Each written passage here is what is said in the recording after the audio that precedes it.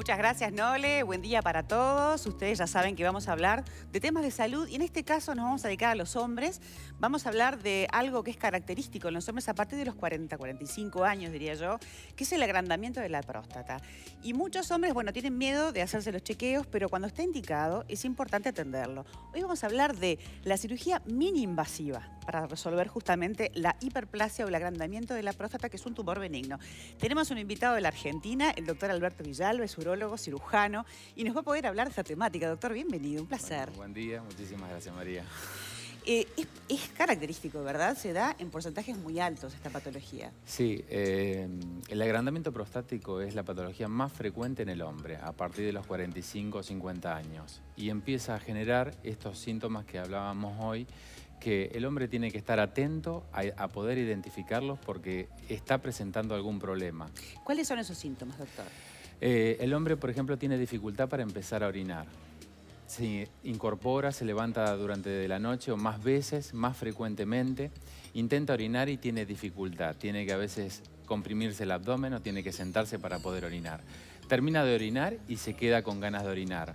Terminas de orinar, se queda con ganas de orinar y gotea posmicción, ese goteo que aparece o que moja el calzoncillo, como decimos nosotros los hombres.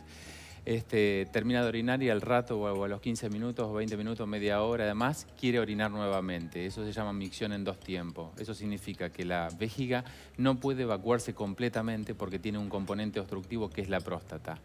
O, por ejemplo, es un paciente que está sentado acá como estamos nosotros y yo te tengo que dejar porque me tengo que levantar porque si no voy al baño me orino. Bien. Entonces ahí tengo urgencia miccional. Ese es el caso en el que está indicado, digamos, hacerse los estudios. A veces el hombre es un poco reacio porque, bueno, hay un tipo de estudio que es un poquito más, no invasivo, pero incómodo, ¿verdad? Pero sí es importante atenderlo. Sí, hoy en día creo que lo que hacemos difícil esto somos nosotros a veces, incluso los mismos médicos. El examen es sencillo, porque si uno escucha al paciente detalladamente ya sabe que está teniendo alguna patología que es la hiperplasia prostática. Si uno lo interroga, si uno pide los exámenes complementarios como son la ecografía y los laboratorios, bien específicos y los marcadores tumorales, ya tiene un criterio mucho más amplio. Si uno le hace un estudio como hacer una flujometría, que es hacerlo orinar al paciente, y ya yo directamente a veces en el consultorio ni siquiera le hago la flujometría, le digo que vaya a orinar en el baño y yo lo escucho. Directamente con escucharlo vos te das cuenta de que el paciente orina mal. Ese paciente que orina durante mucho tiempo, poca cantidad. Entonces vos escuchás que el chorro no tiene fuerza, claro, no tiene presión. Digamos que está mucho más estrecha. Está más estrecha, que es el canal uretral. Claro. O sea, y hoy en día lo que vos decías, tu pregunta, es el tema del examen rectal. El tacto rectal es importante, más que nada es para diagnosticar el cáncer de próstata. Bien. Porque el cáncer de próstata es la otra patología que afecta también al hombre, pero que se asienta en la parte periférica de la glándula. Yo siempre doy el mismo ejemplo. La próstata es una glándula que es como si fuera una naranja. Y en la parte periférica es donde asienta el tumor de próstata. Entonces, con el tacto uno puede encontrarlo anticipadamente. Ahora, es mucho más común el tumor benigno, ¿no? O la hiperplasia. Sí, sí. Y para ello, si bien hay medicación, ¿la medicación llega a resolver esta problemática o hay que hacer una cirugía? No, la medicación, mi criterio y los últimos estudios son que la medicación simplemente alivia o mejora alguno que otro síntoma, o sea, mejora transitoriamente, no definitivamente. Bien. Esto es pan para hoy, hambre para mañana. Y este tipo de medicación además puede generar algún tipo de secuela porque cuando uno toma algo, siempre alguna cosa más sucede luego, sí, ¿no? Alguna contraindicación. El mito es que la medicación cura, y la medicación no cura a nadie. Bien. La medicación no cura a nadie. Eso hay que decírselo a la gente, que la medicación no cura a nadie. Simplemente para mejorar un síntoma. Y se usa entre 60 y 90 días. Máximo no. La medicación tiene muchísimos efectos colaterales, muchísimos efectos indeseables. Y prácticamente después de haber operado más de 3.000 pacientes en más de 11 años, vemos siempre el mismo patrón denominador. Pacientes añosos que toman durante muchos meses, años, además el medicamento, y cuando ingresamos a la vejiga encontramos una vejiga totalmente destruida, claro, o lesionada. Bueno, esos efectos son como consecuencia de la medicación. Claro, doctor.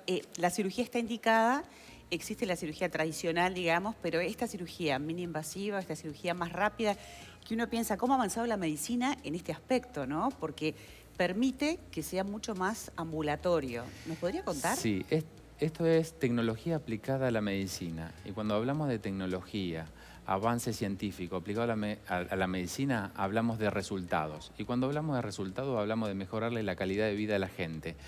Si uno tuviera que comparar la cirugía vieja con esta cirugía mini-invasiva que uno realiza, que no es una, son 8 o 9 procedimientos distintos que después lo vamos a nombrar, es que la cirugía convencional operaba a veces o por vía endoscópica, pero el paciente tenía que estar internado durante 3 a 7 días, con todos los efectos colaterales que ello tenía, ¿sí? O una cirugía abierta con una incisión en el abdomen. Entonces, una cirugía convencional, el paciente estaba internado entre 3 a 7 días, está con herida en el abdomen, tenía riesgo de ventración, de infecciones, tenía un drenaje, se tenía que transfundir con todos los riesgos que eso tiene la transfusión de sangre y utilizaban otro tipo de energía y tenía problemas de conducción cardíaca. Por tanto, personas dañosas, por ejemplo, con presión alta o cardíaca o con problemas de coagulación, ¿no? Porque Sí. podría generar algún tipo de situación, Sí, ¿no? De sí. coágulo. Y también, como vos bien lo decís, María, el tema de que las viejas cirugías generaban un alto porcentaje, que yo lo dije en abril cuando estuve, de 35% de incontinencia de orina.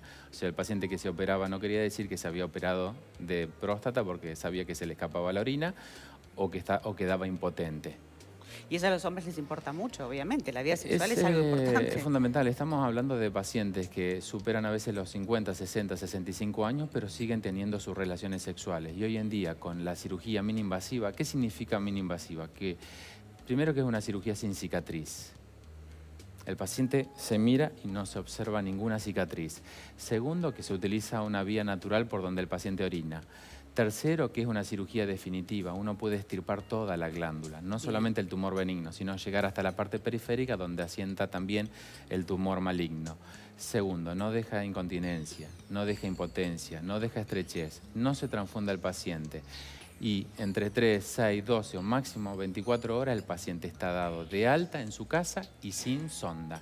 Son un montón los beneficios. Evidentemente es importante atender esta patología y no dejarla pasar el tiempo, que obviamente cuanto más pasa es peor. Doctor, tenemos una pregunta del público, Bueno. Seguramente un hombre que está interesado. Las mujeres también nos ocupamos de llevar a los maridos a la consulta.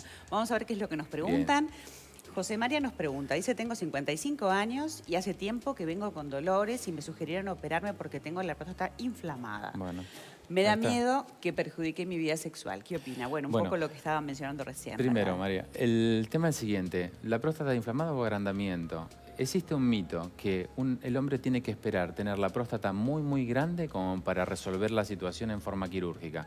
Hoy se sabe que próstatas muy chicas generan los mismos síntomas que próstatas grandes. Eso es lo primero que hay que aclarar a la audiencia. Segundo, este paciente, si tiene una próstata inflamada, puede haber tomado algún medicamento, pero no lo va a curar. Volvemos a decir lo mismo. Le va a aliviar. Este paciente se tiene que operar. Tiene que hacerse una ecografía, un laboratorio, un examen y tiene que ir al urólogo para operarse. Claro.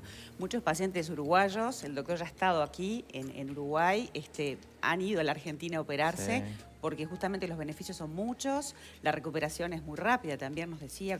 ¿Cuánto tiempo tiene que estar internada la persona? Sí, desde que estuvimos acá y anteriormente, bueno, muchos pacientes de Uruguay, de Rocha, de Montevideo y sobre todo de Mercedes han ido a la Argentina a operarse.